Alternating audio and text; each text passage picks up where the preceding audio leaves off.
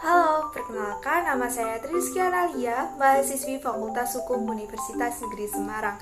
Kali ini kita akan membahas terkait dengan politik hukum Omnibus Law dalam sistem regulasi di Indonesia.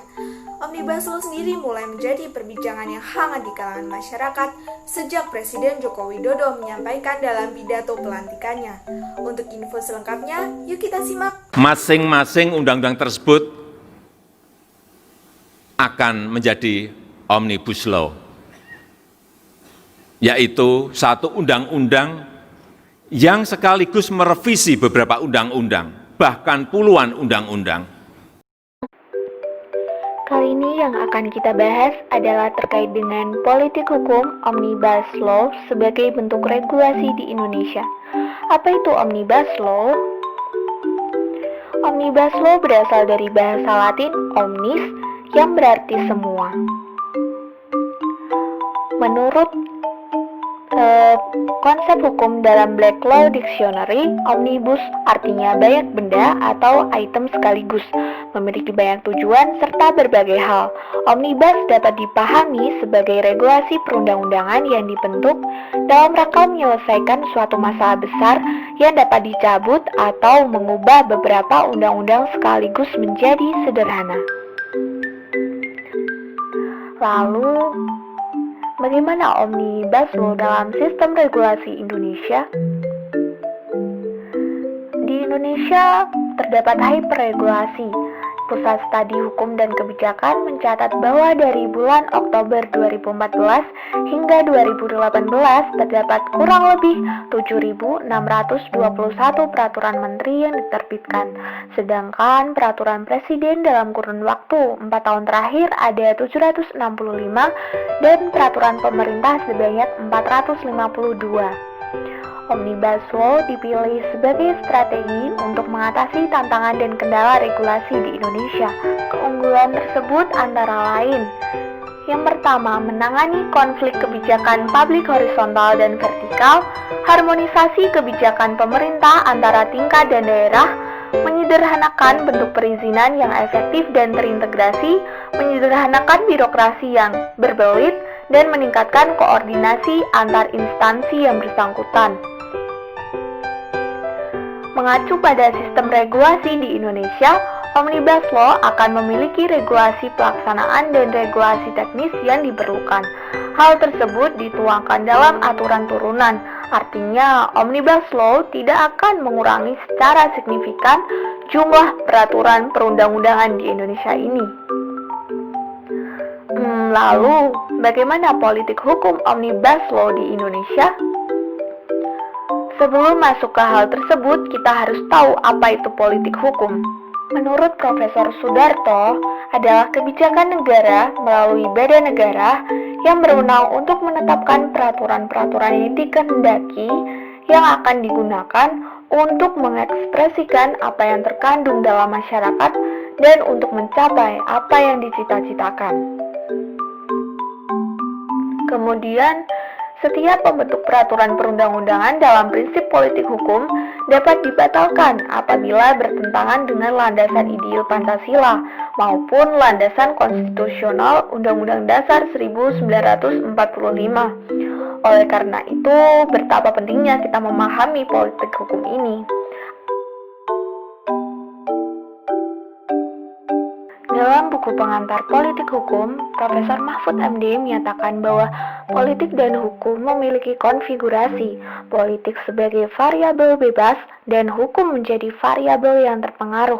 Hal tersebut terjadi karena politik merupakan kristalisasi dari kehendak politik, sehingga produk politik tentu saja di dalamnya saling berbenturan dan saling bersinggungan satu sama lain.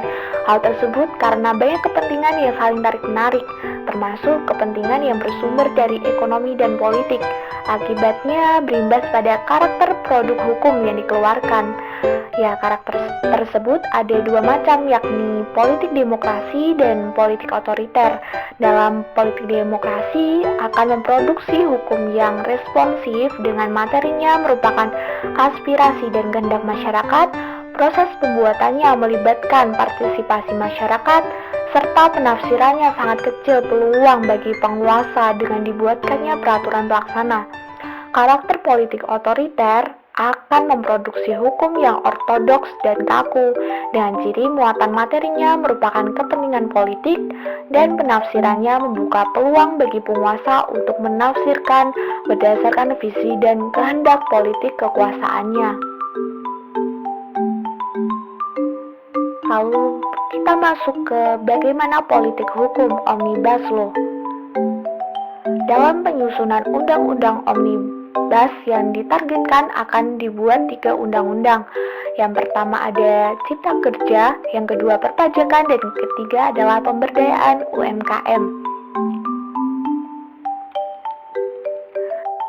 Rancangan undang-undang perpajakan akan dibuat hanya dalam 28 pasal saja dan akan mengamandemen 7 undang-undang yakni PPH, PPN, KUP, Kepabeanan, Cukai, dan Pajak Daerah yang dalam hal tersebut terdapat dalam 6 klaster yakni cara meningkatkan investasi melalui penurunan tarif PPH badan dan PPH bunga, sistem teritorial, subjek orang pribadi, cara meningkatkan kepatuhan perpajakan, ekonomi digital, dan insentif-insentif pajak.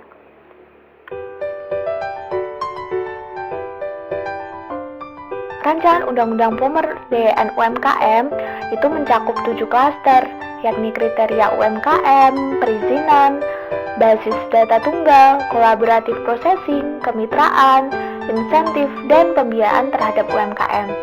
Kita masuk ke Undang-Undang Cipta Kerja. Presiden Joko Widodo resmi menaikkan Omnibus Law Undang-Undang Cipta Kerja. Hal tersebut menuai pro kontra dalam masyarakat. Tak sedikit masyarakat yang memandang negatif regulasi ini, antara lain adanya monopoli tanah, merugikan pekerja dalam beberapa aspek, mengubah serta memangkas konsep administrasi, merugikan dalam bidang pertanian, pendidikan yang memiliki orientasi pasar, serta tidak adanya transparansi.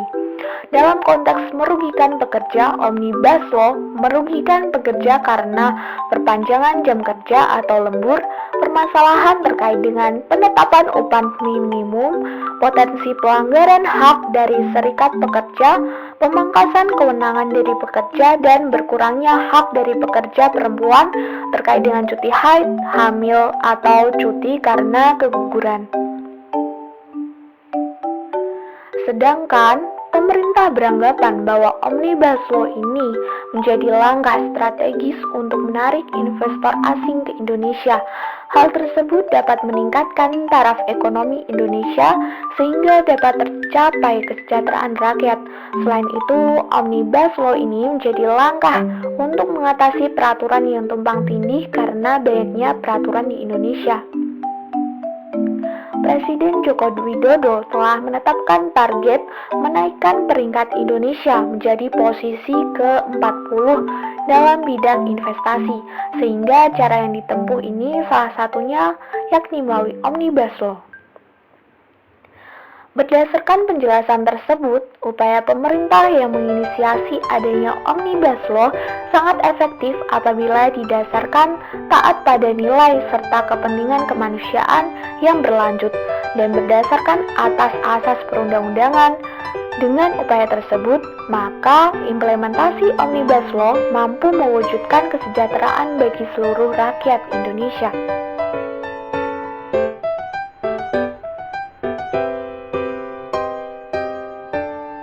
Namun, jika Omnibus Law ini hanya sekedar produk politik saja, maka tujuan tersebut tidak akan dicapai. Oke, sekian penjelasan terkait politik hukum Omnibus Law dalam sistem regulasi di Indonesia. Sampai jumpa di video-video selanjutnya.